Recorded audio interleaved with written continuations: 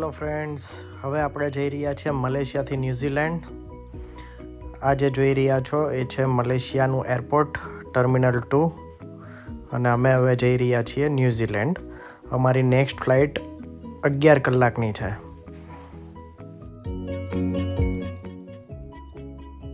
અમે અહીંયા હવે રેસ્ટોરન્ટ શોધી રહ્યા છીએ કેમ કે અહીંયા વેજ ખાવાનું મળવું બહુ જ અઘરું છે. પછી અમારે ત્યાં નીચે ઇમિગ્રેશનની લાઇનમાં ઊભા રહેવાનું છે અને ઇમિગ્રેશન ક્લિયર કરી પછી અમે જઈશું ફ્લાઇટમાં.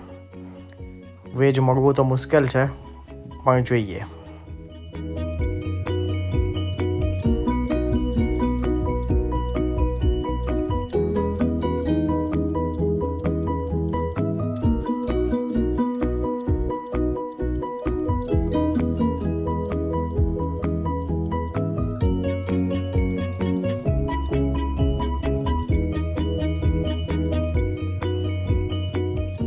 ફાઇનલી ફ્લાઇટમાં આવી ગયા છીએ અને ફ્લાઇટમાં આપણને વેજ મીલ જમવાનું મળ્યું છે.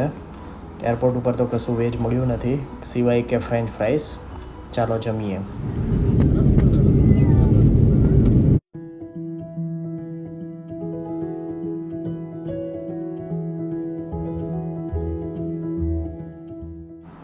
અગિયાર કલાકની ફ્લાઇટ હતી.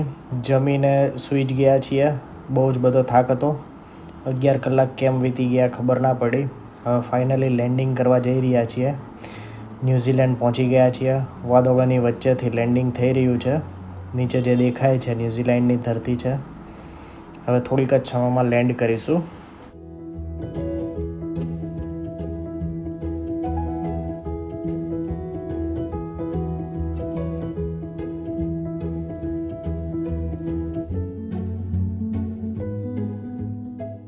ખૂબ જ અદ્ભુત નજારો દેખાઈ રહ્યો છે ન્યૂઝીલેન્ડનો.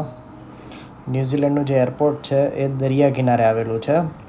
આપણે જે ઉતરવાના છીએ ઓકલેન્ડનું જે એરપોર્ટ છે દરિયા કિનારે આવેલું છે. એટલે જ તમને આખો વિડીયો બતાવવાનું મન થાય છે.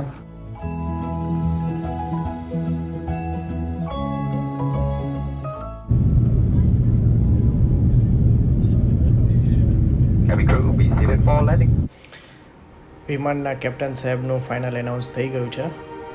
હવે થોડીક જ ક્ષણોમાં આપણું વિમાન નીચે ધરતી પર ઉતરશે. આકાશી નજારો ખૂબ સરસ દેખાઈ રહ્યો છે. આપણે જ્યાં લેન્ડ કરીએ છીએ એ છે ન્યૂઝીલેન્ડનું ઓકલેન્ડ સિટી, ઓકલેન્ડનું એરપોર્ટ. અને મારા ખ્યાલ મુજબ જે દેખાય છે તે ઓકલેન્ડ સિટી હોવું જોઈએ.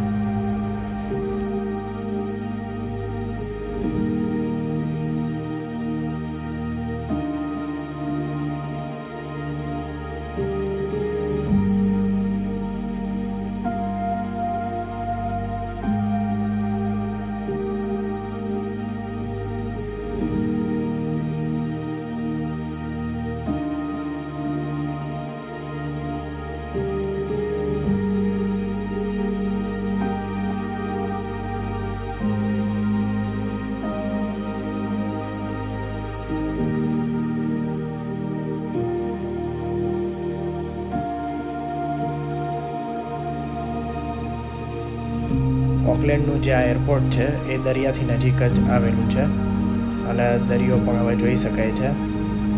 અને હવે એરપોર્ટ પણ દેખાશે.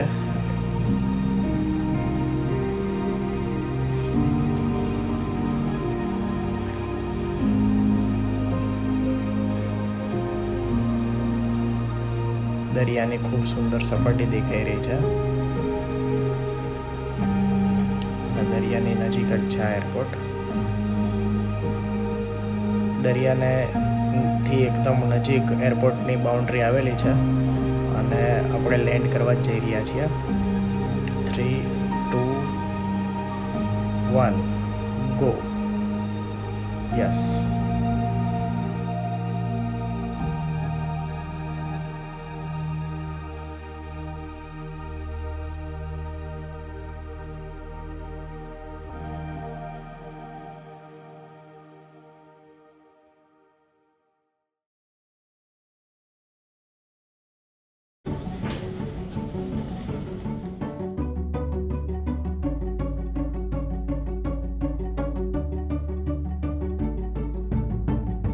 આ છે ડ્યુટી ફ્રી શોપ.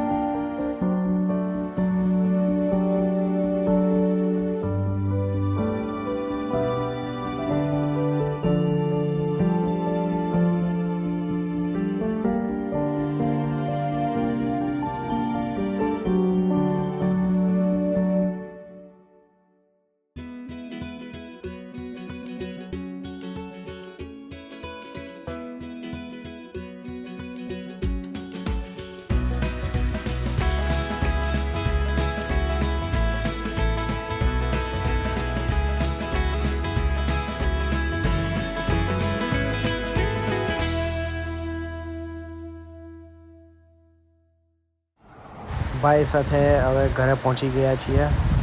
ન્યૂઝીલેન્ડમાં રોડ પરનું જ આ મકાન છે મારા ભાઈનું.